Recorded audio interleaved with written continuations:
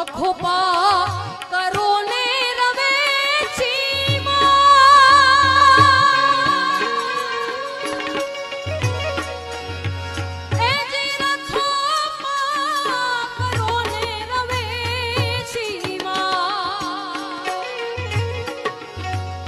તારા છોરુની એ સંભાળું લેને રવે છી મોરી વાત